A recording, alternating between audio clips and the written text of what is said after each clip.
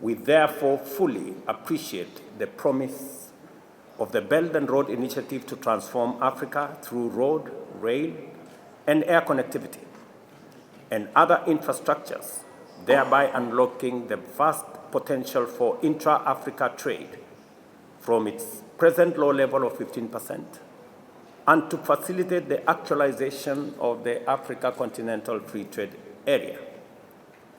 This will enable Africa to unleash its huge manufacturing potential by deploying our enormous renewable energy assets and significant mineral resources to power the continent's ambitious drive to sustainable growth and inclusive prosperity.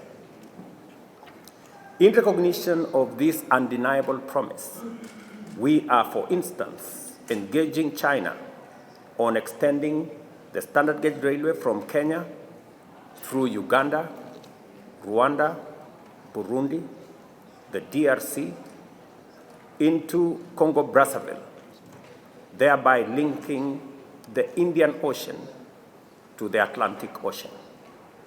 When it is finally implemented, this single project under BRI will deliver for our nations and peoples unprecedented transformation. This gives us an outline of the magnitude of the entire BRI and the scale of possibilities that will come with it.